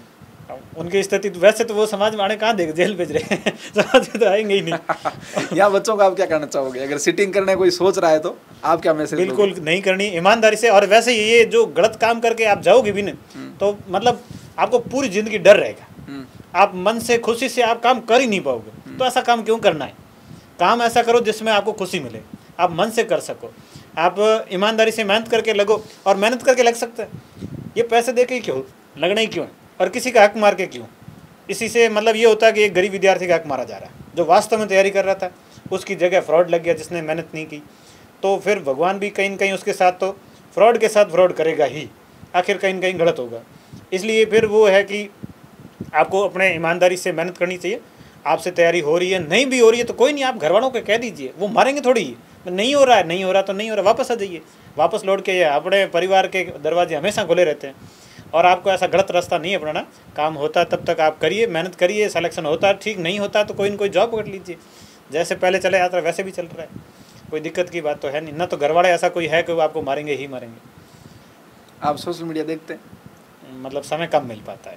दिनचर्या क्या है आपकी? सुबह से दिनचर्या मतलब सुबह मैं 6 बजे उठता हूँ, एक क्लास लेके फिर स्कूल चले जाते हैं, 8 घंटे स्कूल रहता है, फिर शाम को वापस 2-3 क्लास लेते हैं, मतलब शाम को 9-10 बज जाते हैं, फिर थक जाते हैं। जैसे यह क्लास, इस कोचिंग में कई बार पेरेंट्स आ जाते हैं, बच्चों की कई समस्याएं होती है, 1-2 घंटे उनको देना पड़ता है, तो रात को 9-10 बज जाते हैं। तो दिनचर्या यही है, बस सुबह पढ़ाओ, दिन में स्कूल पढ़ाओ, वापस आके पढ़ाओ, फिर पेरेंट्स बच्चे, और फिर वापस घर। दिन भर पढ़ाओ, दिन भर पढ़ाओ। थकान नहीं होती दिन भर पढ़ाने से? वही चौक है, वही बोर्ड है, उसको या वो मार्कर है, नहीं, पढ़ाने में बिल्कुल कोई थकान नहीं होती, इसमें मजा आता है। अच्छा, हाँ, थकान की कोई बात ही नहीं रहती है। अच्छा, वैसे सोशल मीडिया आप नहीं देखते हो तो बहुत सारे ऐसे मीम वायरल होते हैं। सरकारी नौकरी रीट लेट होती है तो लोग पोस्ट करते हैं कि मुख्यमंत्री जो भी रहता है सरकार जिसकी, कि जल्दी से करो, हमारी शादी नहीं हो रही है, आप 3 साल से रोक के बैठे हो, हमारी सगाई टूट गई है। या पेपर आउट हो जाता, भर्ती रद्द होती है तो क्या शादी हो गई, अब शादी टूट गई है। ये चीजें सिर्फ मजाक चलती है या ऐसा हकीकत होता है? आप बच्चों के साथ ज्यादा रहें। हकीकत में नहीं होता, कुछ अपवाद होते भी है। कई बार ये होता है कि जैसे भर्ती रद्द होती है, उनके परिवार वाले कहते हैं कि भाई हम शादी करेंगे, और इधर बच्चा कह रहा है कि भाई मैं शादी नहीं करूंगा। फिलहाल तो जैसे मैं शादी करने की स्थिति में हूँ नहीं, जॉब लगेगी तो, जैसे मेरे साथ भी हुआ था, घर वालों ने रिश्ता तय भी किया था, घर वालों ने कहा कि भाई अब शादी करेंगे, मैंने मना कर दिया कि नहीं, जॉब लगेगी उसके बाद। अब वो रिश्ता वहाँ मना हो गया था, फिर दोबारा जॉब लगने के बाद ही किया था कि भाई पहले लाइफ सिक्योर हो जाए, पढ़ लें अपन, रिश्ता तो बाद में हो जाएगा। ऐसा कोई। फिर दोबारा कहाँ किया? दोबारा यहीं नज़दीक बाड़मेर में। अच्छा अच्छा, चलिए इससे आगे बढ़ते हैं। बात कर रहे थे ओझा सर की। ओझा सर पढ़ाते हैं, उस स्टाइल को आप कैसे देखते हैं? वो मतलब आपने कभी उनकी रील्स देखी है? मैंने ऐसे आंखों में बिजली चमक रही है, ऐसी रील तो नहीं देखी। मैं सोशल मीडिया कम देख पाता हूँ, मेरे खुद के अकाउंट है लेकिन दे रखे। अच्छा, वो भी कोई और चलाते, मैं चला नहीं पाता, देख ही नहीं पाता हूँ, समय नहीं मिल पाता इतना कि अपन। अच्छा, फिर तो आप एक पूरी दुनिया से कटे हुए हो। मतलब कटे हुए तो नहीं है, विद्यार्थियों से जुड़े हुए, पूरे दिन विद्यार्थियों से जुड़े रहते हैं, और जो कॉल पे बात होती है विद्यार्थियों से हो जाती है, कोई भी समस्या के लिए फ़ोन आते हैं, और मैं कोचिंग बैठता हूँ तो विद्यार्थी वहीं होते हैं। तो मतलब मेरा काम ये है कि मैं पढ़ाऊँ और विद्यार्थियों से जुड़ा रहूँ। चर्चा का समय होता है कभी कि करंट टॉपिक पे चर्चा कर ली, बैठ गए, यूं ही गप्पे लगा ली, ऐसा कभी जीवन में मिलता है? ऐसा नहीं होता है। नहीं होता। हाँ, पढ़ाते तो क्लास में ही है, उसके बाद तो विद्यार्थियों की कोई व्यक्तिगत समस्या तो उनको सुनते हैं बस। अच्छा, हाँ, मतलब आपका जीवन भी बहुत नियम बंधा हुआ है, समय नहीं है, फिक्स हो खुद गया के है। लिए समय निकालते हो? ये खुद का ही तो है, इसमें ही तो मजा आता है। कहाँ दिन भर भीड़ से घिरे रहते हो, यही कभी मतलब अकेले में बैठने का समय मिलता है? अकेले में बैठने का समय तो नहीं मिलता। नहीं मिलता। कभी महसूस होता है कि ड्राइव करते समय कि यार क्या चल रहा है जीवन में, जीवन बहुत छोटा है, कल इसी चकाचौंध में दौड़ भाग में चले जाएंगे? ड्राइव तो कम ही करते हैं। हाँ, ड्राइव इतनी होती नहीं, स्कूल से आते हैं घर, बस इतना ही है, बाकी कोचिंग से घर। हाँ, दूसरा तो ड्राइव करने का मौका मिलता ही नहीं है, कम ही मिलता है बस। मतलब आप एक बहुत सामान्य जिंदगी जी रहे हैं बच्चों के लिए। बच्चों के लिए मतलब जैसे बच्चे जी रहे हैं वैसे ही मैं जी रहा हूँ बच्चों के अनुसार। हाँ हाँ, जैसे कि बेरोजगार युवा खुद को बांध के रखते हैं कि, तो आप शौक कब पूरे करेंगे या कोई शौक नहीं है? शौक यही है कि बच्चों के साथ रहूं, बच्चों को पढ़ाऊं, और मतलब उनके जैसे, मतलब बच्चों को यूं लगे कि सर हमारे जैसे, कोई भी समस्या सर सुन लेंगे। ये चकाचौंध जिंदगी पसंद नहीं है? नहीं, बिल्कुल नहीं। ये जो दुनिया करती है, दिखावा करती है, पैकेज वगैरह वगैरह, पार्टी ढींगड़ा पूछड़ा, ये नहीं करते आप? बिल्कुल भी नहीं। बच्चों क्या कहते हो? सामान्य रहो, बिल्कुल सामान्य रहो। और सबसे बड़ी चीज़ विद्यार्थियों में एक नशे दूर रहो, बिल्कुल। नशे से तो मतलब ये ऐसी चीज़ है कि इसमें जो चला गया वापस आने का फिर कोई संभावना ही नहीं है। मैं जैसे चाय नहीं पीता हूँ, चाय भी नहीं पीता, मतलब कोई नशा, तो विद्यार्थियों को ये चीज़ कह सकता हूँ कि भाई मैं नहीं करता हूँ तो आपको कहाँ हो सकता है? आवश्यकता ही नहीं है, तो नशा नहीं हो। तो विद्यार्थी कई बार यूँ भटक जाते हैं। आजकल काफ़ी सारे विद्यार्थी जो गांव से आते हैं यहाँ आके फिर वो पेरेंट्स के साथ धोखा कर रहे हैं कि आप नशे में चले जाते हो, आप पूरे दिन टाइम पास कर रहे होते हो, इधर उधर गप्पे लगा रहते हो, घूम रहे होते हो। आपको घर वालों ने पढ़ने के लिए भेजा है तो आप उनके सपने पूरे करो, ईमानदारी से मेहनत करो, नहीं हो रहा तो वापस चले जाओ। लेकिन उन पढ़ाई के यहाँ मतलब नशे में जा रहे हैं, घूम रहे हैं, तो ये गलत चीज़ है। आपकी क्लासों में बच्चे ऐसे हैं? होते हैं बहुत सारे विद्यार्थी ऐसे भी होते हैं। कभी ऐसा केस आता है कि पापा ने घर से फीस दी, बच्चे नहीं आके जमा नहीं करवाई? बिल्कुल होता है, कई बार ऐसे होता है। हाँ। और फिर जैसे मतलब फीस के लिए हम यूँ वैसे शुरू में रोकते नहीं है, हमारे पास जो विद्यार्थी आता है, बाकी जगह ऐसा होता है कि एक दिन आप डेमो देखोगे, दूसरे दिन आपको फीस देनी है। मेरा ये होता है कि आप 10 दिन 15 दिन क्लास से देखो, आपको जचेन कि अब मेरे को पढ़ना है, उस दिन फीस दे दो। ऐसा नहीं कि आज फीस देनी, मैं ऐसा रखता ही नहीं हूँ। क्या बात, कभी ऐसा नहीं रखता। देव प्रभु, भगवान का अवतार हो आप तो। ऐसा रखता ही नहीं मैं। है कोई लोभ, कोई लालच नहीं है। फिर ऐसा नहीं है कि भाई मेरे को पसंद नहीं है वापस फीस लेनी है, ऐसा सिस्टम ही नहीं। वापस क्यों लेनी भाई, आप आराम से देखो, आपको जब उचित लगे। फुल छूट है, 15 दिन देखो, 15 दिन, 20 दिन देखो, 20 दिन देखो। अब मजा आ रहा है। ऐसे 2-2 महीने तक नहीं देते हैं, 2-2 महीने तक, तो भी चलो कोई नहीं। और वो पढ़ने वाला है वो देख ही देगा फीस। क्या एक सीरियस बात बताऊं, मेरे पास कल एक फ़ोन आया अपने बाड़मेर की नामी ग्रामीण स्कूल का कि बच्चे को फीस के कारण बाहर बिठा दिया। 7वीं का बच्चा, पूरी क्लास, जो ये क्लास के अंदर से उसको बाहर इसलिए निकाल दिया कि बच्चा फीस नहीं दे पाया। मुझे उनके परिवार का फ़ोन आया कि भाई साहब आप भाजपा का काम देखते हो और कैलाश जी का उनका एक फ़ोन करे। मैंने किसके लिए? कि हमारे परिवार का बच्चा है, पैसे भी है नहीं, हम पैसे दे देंगे, लेकिन आज बच्चे को 3 दिन से लगातार बाहर निकाल रहे हैं, हम जाके कह भी आए तो भी वो मान नहीं रहे। ये जो चल रहा है, आप इसके बिल्कुल विपरीत चल रहे हो। एक वो शिक्षा स्थल है जहाँ बच्चे को पूरी क्लास के सामने बाहर बिठा दिया जाता है कि आप पैसे नहीं दे पाए, और एक आप पढ़ा रहे हो कि मज़ा आ रहा है पढ़ने में तो पढ़ो, और पैसे नहीं है तो भी पढ़ो। ये इतने विचार आपके अलग कैसे? मेरी स्थिति खुद की ऐसी रही थी। अच्छा। मैं खुद जैसे मतलब पैसों की वजह से ही तो कोचिंग नहीं कर पाया था। कोचिंग जैसे मैं करता तो 2 साल पहले जॉब लग जाती, शायद मेरे को अच्छा कंटेंट मिल जाता है। शुरू में यूँ था कि गाइड करने वाला कोई था ही नहीं, उस समय यूँ माहौल भी नहीं था। जैसे हम यहाँ रहते थे तो यहाँ यूँ झोंपड़ियों की तरह ही थे, बाजार यूँ लगता नहीं था, गाँव की तरह गाँव ही लगता था, बाजार से काफ़ी दूर थे। हाईवे से इधर का पोर्शन जो था वो वैसे विकसित था ही नहीं।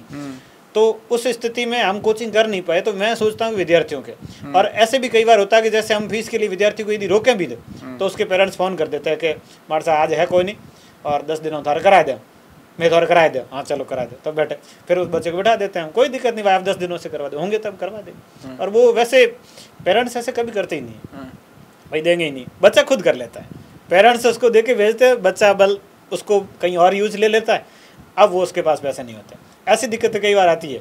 फिर हम कई बार उनके पेरेंट्स को फोन करते कि आपका बच्चा तो आ तो रहा है लेकिन ये कह रहा है कि मेरे पास अभी फीस नहीं है। तो क्या हमारे समय तो पूरा दिन फीस दी भी नहीं, दी कौन था, मेहनत को दी। ऐसी स्थितियाँ कई बार होती है। फिर बच्चे से बात करते हो, फिर पूछते हैं तो क्या हमारे साथ खर्च हो गया, ये हो गया, फिर वो स्थितियाँ ऐसे कई बार होती है। फिर पेरेंट्स से बात करते हैं तो वो बात कर लेते हैं, चलो कोई नहीं हम करवा देंगे, अभी नहीं है तो 10 दिन करवा देंगे, वो पैसे कहीं नहीं जा रहे हैं। और जो बच्चा पढ़ेगा, वास्तव में पढ़ने वाला बच्चा वो देखे ही जाएगा, और नहीं पढ़ने वाला वो 5 दिन आएगा, 6ठे दिन आएगा भी नहीं, ऐसे ही बैठेगा भी नहीं। तो मोटा मोटी गणित ये है कि नरपत जी सर पैसे के लिए नहीं पढ़ा रहे हैं, बिल्कुल नहीं, कोई कोचिंग कारण नौकरी से वंचित नहीं रहे, इसलिए चला रहे हो। बिल्कुल इसलिए चला रहे हैं, और कम फीस में चला रहे हैं ताकि विद्यार्थी दे सके, कोचिंग कर सके। विद्यार्थी कई जगह यूँ फीसें बहुत ज़्यादा होती है, और अब धीरे धीरे वैसे बाकी वालों की फीसें कम होनी शुरू हो गई है, क्योंकि मेरी फीस में फिर वो तुलना करने लग जाते बच्चे कि वहाँ इतनी है, आप इतनी कैसे ले रहे हो। तो फिर ये एक मार्केट में कंपटीशन भी आया, और विद्यार्थियों के लिए ये फायदेमंद भी है कि रेटें कम हो जाएगी। अच्छा, लूटपाट ज़्यादा नहीं रहेगी। आपसे काफ़ी सारा सुधार हुआ है। बिल्कुल होगा भी। अच्छा, हम इसी फीस में टिके रहेंगे। बाकी की तरह तो नहीं होगी, पहले फ्री दिया और फिर महंगा कर दिया, ऐसा तो नहीं होगा। ऐसा नहीं होगा, इसी पे टिक करेंगे, पहले सारे कस्टमर अपन कवर कर लें और फिर फीस बढ़ा दें। ऐसा नहीं, बाकी वाले भी बराबर आ जाएगा। अंबानी ने ऐसा ही किया है, पहले जियो के टावर खड़े कराए, मुफ्त की सिमें बांटी, मुफ्त के डाटा दिए, अब सबसे महंगा डाटा कर लिया, और उसके साथ साथ सारी कंपनियों ने कर लिया। हम ये है कि बाकी वालों को नीचे ले आएंगे, वो बराबरी पे उतर आएंगे, वैसे कम कर देंगे फीस। अच्छा, चलो इससे आगे बढ़ते हैं।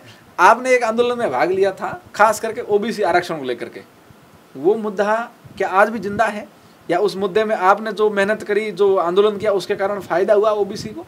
उसमें काफ़ी सारे पॉइंट थे, जिसमें से सरकार ने उस समय एक पॉइंट को मान लिया था। अच्छा। जो एक्स सर्विसमैन का हॉरिजॉन्टल कोटे का था, उसको मान लिया था, कैटेगरी वाइज जो दे रहे थे उसको कैटेगरी वाइज वापस कर दिया गया था।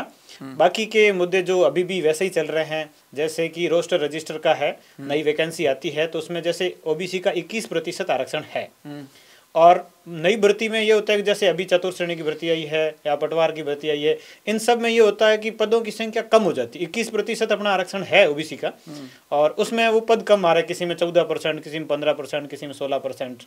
ये सारी समस्याएं आती है रोस्टर रजिस्टर की वजह से। कई बार ये होता है कि विद्यार्थी, जैसे इसमें एक जैसे वैकेंसी आती है तो उसमें आधी पोस्टें अनरिजर्व की होती है, उसमें ओपन कैटेगरी है, कोई भी कैटेगरी के विद्यार्थी जो टैलेंट है वो टॉप होगा, और उसके बाद में रिजर्वेशन दिया जाता है कि आप ओबीसी के टॉप 21% लेंगे, फिर बाकी के कैटेगरी के भी लेते हैं। तो जो चयनित विद्यार्थी की कैटेगरी, जैसे जो सामान्य में चयन जो अनरिजर्व में होता है जी, वो भी ओबीसी का होता है, और कई बार उसको फिर ओबीसी में काउंट कर लिया जाता है। तो ओबीसी के पद के पहले वाली भर्ती में ज़्यादा हो गए थे, इस बार नई भर्ती में कम दे देते हैं, ऐसा कर लेते हैं। ये रोस्टर रजिस्टर की वजह से समस्या है, इसका समाधान होगा तो ओबीसी के बराबर पद आएंगे। और एक जनसंख्या के अनुपात में आरक्षण की बात भी चल रही थी कि जनसंख्या के अनुपात में, तो ओबीसी की जनसंख्या अभी जैसे मेरे हिसाब से यूँ है कि विद्यार्थी जैसे अपन फॉर्म भर रहे हैं, उनकी संख्या देखें तो 50% ओबीसी को होता है, उसमें रिजर्वेशन उनको 21% ही मिलता है। बाकी जैसे जनसंख्या उनकी कम है और उनको रिजर्वेशन ज़्यादा भी मिल रहा है। तो ये कि जनसंख्या के अनुपात में यदि वास्तव में जैसे जातिगत जनगणना हो तो कैलकुलेशन से पता चलेगा कि एग्जैक्ट रेशियो है क्या, अपने को कितना मिलना चाहिए, वो बातें तो वहाँ पता चलेगी। वैसे अपन एक अनुमान लगा सकते हैं कि अपनी संख्या ज़्यादा है तो थोड़ा सा हमें ज़्यादा मिलना चाहिए, थोड़ा सा मिलना चाहिए। जातिगत जनगणना चाह रहे हो? बिल्कुल चाह रहे, राहुल जी गांधी का मुद्दा है। बिल्कुल इस बात को चाह रहे। ड्रेस कोड भी हरी चौधरी वाला पहन के बैठे हो? नहीं, ऐसा नहीं, ऐसा नहीं है। बहुत सारे लोगों को नेता बना रहे हो आप, पर्दे के पीछे रह के। युवा नेता तैयार कर रहे हो आप? नेता तो किसी को नहीं बना रहे हम, विद्यार्थियों को मतलब सरकारी नौकरी दे रहे हैं, नेता किसी को नहीं बना रहे। किसी को नहीं बना रहे? अच्छा, आप राजनीति में किसको पसंद करते हैं? मैं राजनीति में किसी को पसंद नहीं करता। कोई नेता जिसको, या कोई प्रधानमंत्री पूर्व का या अभी का किसी को कि भाई हाँ फलाना आदमी जिसको मैं एक शिक्षक हो तो आपने सब पढ़ा है? मतलब जैसे कई बार यूँ होता है कि पसंद तो करते हैं लेकिन थोड़े दिन बाद वो घोटाले में आ जाते हैं पसंद ही नहीं करते। कई बार यूँ शुरू में नेताओं की धोती खोल रहे हो आप। अरविंद केजरीवाल जी आए थे तो यूँ मेरे को यूँ बहुत अच्छे लगते थे। अब मामला उल्टा तो लगे तो केजरीवाल के पसंद करने वाले हैं साहब, आपके फॉलोअर हमारे बाड़मेर में भी है। तो अब ये अब नहीं करते हो? नेता वाला मामला नहीं है बिल्कुल भी। विश्वास उठ गया केजरीवाल के कारण आपसे। बहुत नुकसान किए हो केजरीवाल जी, काहे घोटाला किए हो, शीश महल क्यों बनाया है आपने? लोगों का भरोसा उठ गया नेताओं से। अब नहीं लगता कि वो नेता सही होगा, ये लगता है सारे ही ऐसे ही। अब पता ही नहीं चलता वास्तविक स्थिति है भी सही कौन है गलत कौन सही है कौन गलत है अपन नहीं पहचान पाते हैं, वहां तक अपन पहुंच नहीं पाते। वास्तविकता क्या होती है क्या दिखाया जाता है कुछ नहीं पता चलता। घोटाले तो अफसरशाही भी बहुत करती है ना, ब्यूरोक्रेसी भी बिल्कुल करती है, मोटी रकम खाती है। घोटालों की वजह से तो समस्या आती है। घोटाले में नेता और ब्यूरोक्रेसी दोनों ही मिले होते हैं। भ्रष्टाचार खत्म किया जा सकता कभी? भ्रष्टाचार को खत्म तो कोई ऐसा निस्वार्थ व्यक्ति आ जाए इनके मुझे कुछ चाहिए ही नहीं बस, तो किया जा सकता है। किया तो जा सकता है, यदि प्रेशर से कानून लागू किया जाए तो हो तो सकता है, लेकिन किए नहीं जा रहे। मारवाड़ में आप किस नेता को पसंद करते हो? किसी नेता को जिनका ड्रेस कोड पहन के बैठे हैं उनको? नहीं, ड्रेस कोड किसी का नहीं भेजा, मेरा खुद का। बोल नहीं रहे हो राजनीति के सवालों पे? राजनीतिक है ही नहीं ना, बोलेंगे अच्छा। कैसे? हाँ थोड़ा बता दीजिए। किसी नेता को पसंद करते ही नहीं। अच्छा हाँ मैं पूछ लेता हूँ, राहुल गांधी जी के बारे में आप क्या सोचते हैं? कैसे व्यक्ति हैं वो, कैसे नेता हैं? आपको ओपिनियन देना हो तो आप उनमें क्या खूबी देख रहे हैं? कमियां निकालना अपना काम ही नहीं है। मैंने कभी राजनीति के मामले में सोचा ही नहीं है। मतलब न तो राजनीति देख रहे हैं, न राजनीति कर रहे हैं, न राजनीति से कोई रुचि है।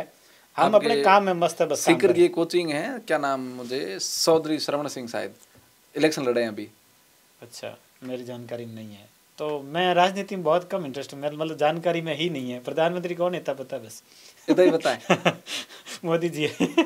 मोदी जी के बारे में बता दीजिए, कैसे प्रधानमंत्री, देश को किस तरह चला रहे हैं? बहुत अच्छे प्रधानमंत्री है, अच्छे तरीके से चला रहे हैं, बढ़िया चल रहा है। अच्छा हाँ तभी तो जनता बार बार चुन रही है। एक्टर में किसी को पसंद करते हो बॉलीवुड में?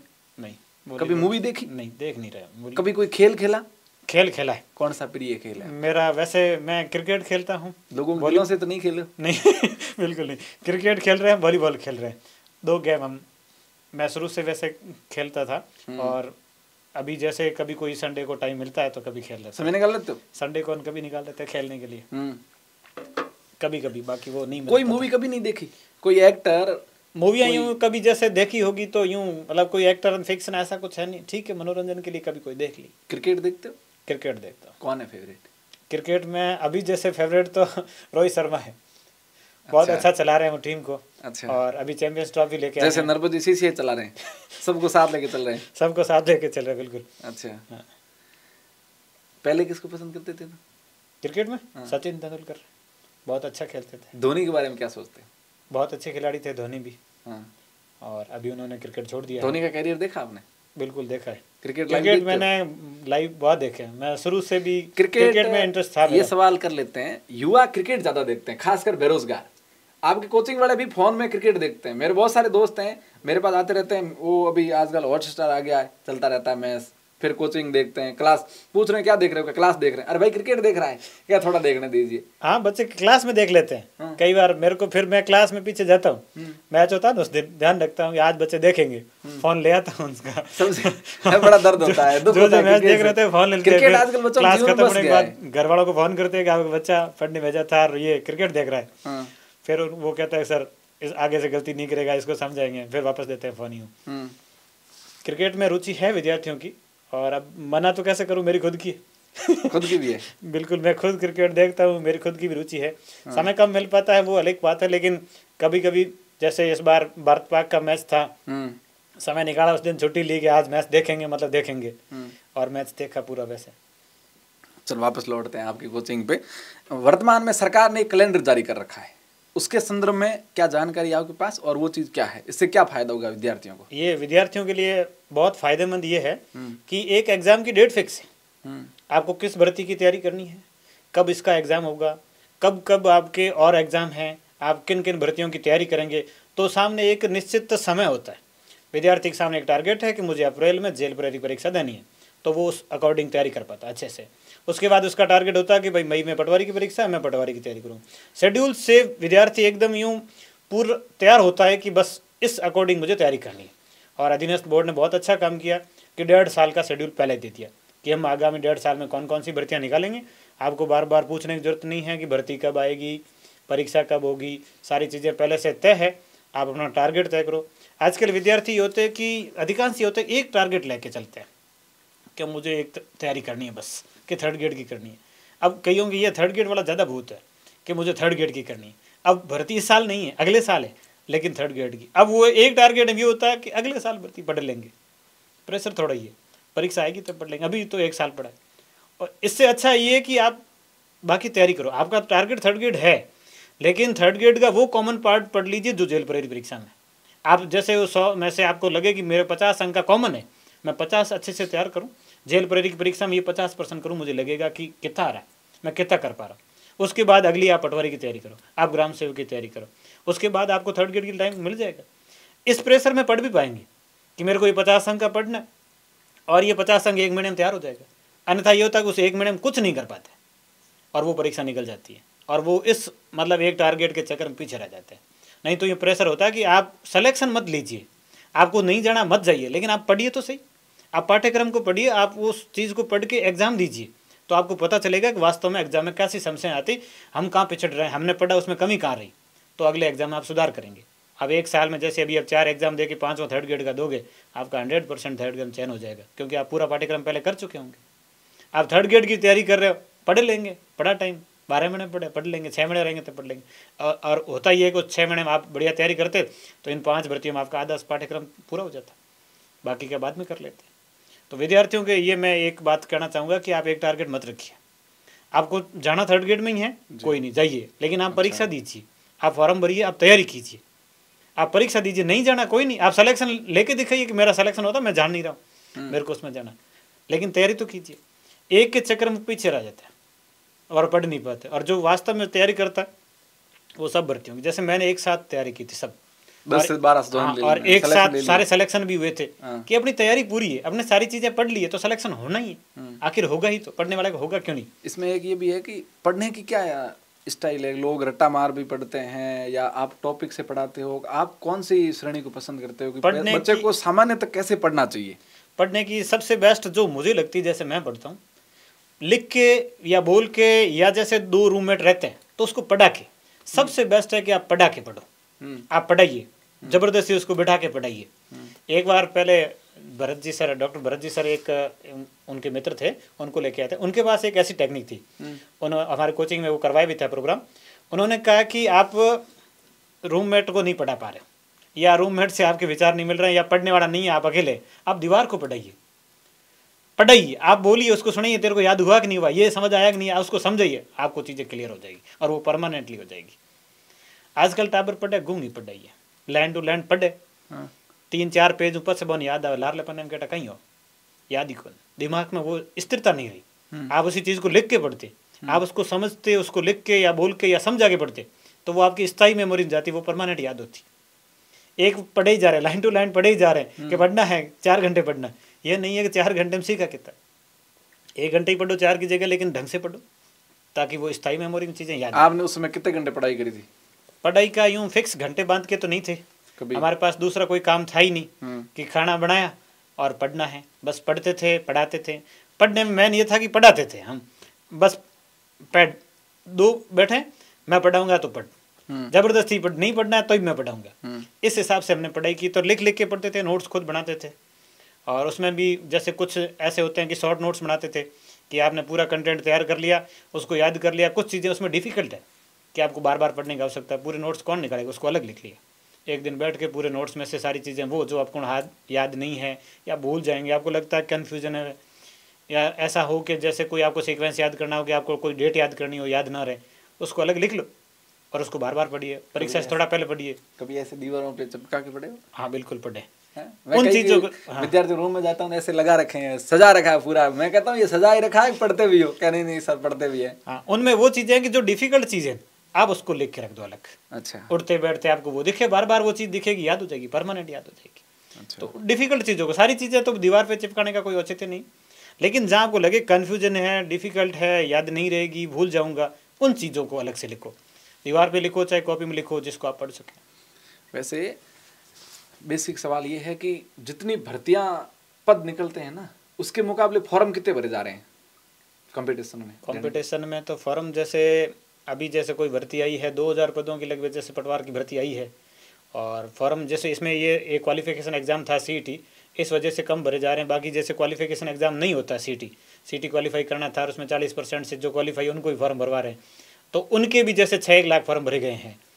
बाकी जैसे राजस्थान में लगभग जनरली कोई कंपटीशन एग्ज़ाम आता है तो 20 लाख के करीब विद्यार्थी फॉर्म भरते हैं, और अभी जो चतुर्थ श्रेणी में आई है इसमें लगभग 40 लाख लोग फॉर्म भरेंगे, 40 लाख कॉम्पिटिटर टोटल होंगे इसमें। एक पद के मुकाबले जैसे यूँ हज़ारों भाग ले रहे हैं, 1000 में से एक का ही चयन हो रहा है, हज़ारों में से। बाकी वाले फिर वापस वही रास्ता, वही वापस तैयारी शुरू। फिर लोगों को, बच्चों को पढ़ना चाहिए या और भी डिपार्टमेंट में जाना चाहिए? बच्चों को है, खेती है, दूसरा है कला है, एक बार प्रयास करना चाहिए। आपने प्रयास किया कितने साल? आप मतलब 1-2 साल में आपको लग जाएगा कि आप कर पाएंगे। नहीं, आप नज़दीकी पहुंच रहे हैं तो आप कर पाएंगे। आपको लग रहा है कि हम कहीं नज़दीकी नहीं है, हवाई नहीं लग रही, हाँ हवाई नहीं लग रही, तो फिर औचित्य ही नहीं है फिर उसको ढोंग करने का, तो कि भाई हम पढ़ने का ढोंग कर रहे हैं, पढ़ रहे हैं, वास्तव में पढ़ नहीं रहे हैं। ये समस्या तब आती है जब वास्तव में पढ़ नहीं रहे, ईमानदारी से मेहनत कर रहे हैं तो उनका हो रहा है। आज के समय में ये एक विद्यार्थी पढ़ना कम चाह रहा है, बस पढ़े पढ़े रील देखना चाह रहा है इंस्टाग्राम, उसमें भी वो ऑटो सिस्टम आ जाए ना, अपने आप रील खिसकती रहे तो और मजा आएगा उनको कि देखनी नहीं पड़े, वो हाथ नहीं चलाना पड़े। अच्छा। विद्यार्थी ऐसे आ गए, पढ़ना ही नहीं चाह रहे। अच्छा। बहुत कम विद्यार्थी। तो फिर आपको लगता नहीं कि यार मैं इतनी कम फीस में पढ़ा रहा हूँ फिर भी बच्चे पढ़ना नहीं चाह रहे हैं? हम उनको कहते हैं, बहुत सारे विद्यार्थियों कहते हैं, फिर कई विद्यार्थी ऐसे होते हैं जो छोड़ देते हैं कि अब नहीं हो पाएगा हमसे, छोड़ देते हैं। मैं विद्यार्थियों ये भी कहता हूँ कि आपसे वास्तविक नहीं हो रहा है ना, तो आप घर वालों को कह दो, प्रेशर में मत रहो कि भाई हमसे नहीं हो रहा है, हाथ खड़े कर लीजिए, कोई नहीं, आप दूसरा काम ढूंढ लीजिए, घर वाले ढूंढ लेंगे। जाते जाते आपसे मेरा एक सवाल है कि आप अभिभावकों को क्या मैसेज देना चाहोगे पढ़ाई को लेकर के? बच्चों में कोचिंग भेजना चाहिए या नहीं भेजना चाहिए? कोचिंग आप भेजो, लेकिन उसकी पूरी निगरानी रखो कि आपका बच्चा कोचिंग जा रहा है कि नहीं जा रहा है, पढ़ रहा है कि नहीं पढ़ रहा है, उसका रिजल्ट सही आ रहा है कि नहीं आ रहा है, वास्तव में वो कर पा रहा है कि नहीं कर पा रहा है। और कोचिंग भेज रहे हैं, वो कोचिंग ही जा रहा है कहीं और जा रहा है, तो उसकी पूरी निगरानी पेरेंट्स को रखनी होगी। अब गुरुजी प्रत्येक बच्चे की निगरानी तो रख नहीं पाएंगे, तो पेरेंट्स को निगरानी रखनी चाहिए बच्चों को, और 1-2 साल उनकी प्रोग्रेस रिपोर्ट देखनी चाहिए। और उसके बाद वो बच्चा नहीं कर पा रहा है तो फिर बार बार पैसे भरने की, फिर ऐसे करने की आवश्यकता नहीं है। फिर उसको कोई आप दूसरा काम, कोई उसकी इच्छा अनुसार कोई जॉब आप करवा सकते हो। यदि वो लगे कि यहाँ पढ़ाई कर सकता है और ईमानदारी से मेहनत कर रहा है तो उसको 1-2 मौके और देने चाहिए ताकि वो अच्छा कर सके। ईमानदारी से मेहनत करनी चाहिए। विद्यार्थियों को भी ये मैं कहना चाहूँगा कि आप पूरी ईमानदारी से मेहनत करो, जितना हो सके आप अपने प्रयास कर लीजिए। फिर भी नहीं हो रहा है तो फिर आप घर वालों को कह दीजिए भाई हमसे नहीं हो रहा है, और वो आपको मारेंगे नहीं, वो आपको दूसरा रास्ता बता देंगे। सही बात। और युवा तस्करी के अंदर भी जा रहे हैं, नशे में जा रहे हैं, चाय के होटल बैठ के गप्पे लगा रहे हैं, सिगरेट पी रहे हैं, बातें बहुत सारा समय वेस्ट कर रहे हैं, उनको आप क्या मैसेज देना चाहोगे? ये मतलब सामाजिक दृष्टि से एक नुकसान ही है कि इस तरह से ना हो। आप रास्ता सही चुनो कि आपका रास्ता सही हो, आप ईमानदारी से मेहनत करके मतलब कोई भी काम कर सकते हो। ये मतलब जो इलीगल है, जो गलत है तस्करी वाले में, जैसे आज नहीं तो कल आपको जेल तो जाना ही है, फिर ऐसा रास्ता ना पकड़ो जिससे कि मतलब घर वाले फिर ये सोचें कि हमने बाजार बेच के गलती कर दी। वैसे आपसे एक सवाल था सामाजिक प्रोग्राम को लेकर के कि समाज के अंदर आपने नशे को लेकर के अभियान चलाया, नशा मुक्त समाज? नहीं, ऐसा कोई अभियान तो नहीं चलाया। मतलब अभियान ये खुद ये कि हम नशा नहीं करते हैं। आप कोई नशा नहीं करते? बिल्कुल कोई नशा नहीं। संस्थान में तमाम अध्यापक जो भी यहाँ कोई नशा नहीं करते, सर आते हैं सारे बिना नशे के। अच्छा। मैं तो जैसे चाय भी नहीं पीता हूँ, बिल्कुल। कई लोग कहते हैं कि चाय नशा नहीं है, मेरी दृष्टि में नशा है और मैं नहीं पीता ही नहीं हूँ। अब कोई जैसे प्रोग्राम में जाते हैं, कई बार होता है ज़बरदस्ती बस चाय पीनी पड़ेगी, नहीं क्या फिर कॉफ़ी लाएंगे, कॉफ़ी पीनी पड़ेगी, नहीं क्या फिर दूध लाएं, धोना लाओ, माथा पड़ी तंग हो भाई आधो कप गा दो, बाकी समायोजन कर लो। समायोजन फिर करना ही पड़ता है। अच्छा, बाकी नहीं करता है। अच्छा हाँ, चलो बहुत सारी बात करी, और राजनीतिक विषय पे कोई बात नहीं करेंगे सर, और भी ऐसे टॉपिक है जिस पे सर चर्चा नहीं करेंगे, सिर्फ बात शिक्षा से जुड़ी हुई करी है। बहुत सारी बात करी, इनके जीवन पर बात करी, और सर हमारे स्टूडियो में आए, हमें समय दिया, उसके लिए सर का बहुत शुक्रिया। हो सकता है अगले साल एक और हम पॉडकास्ट करेंगे इन तमाम भर्तियों को लेकर के, और नई जो शिक्षा नीति आ रही है और जो नया कोचिंगों को लेकर के नया कानून आ रहा है उस पर भी बात करेंगे जब कानून प्रकाशित होगा उसके बाद। तो आप पधारे हमारे स्टूडियो में, उसके लिए आपका बहुत बहुत शुक्रिया। और भगवान से प्रार्थना करते हैं कि आप ऐसे ही ज़रूरतमंद बच्चों की मदद करते रहें और आपको माँ भगवती, माँ वीरात्रा बहुत तरक्की दे। जय हिंद, नमस्कार, धन्यवाद, शुक्रिया सर।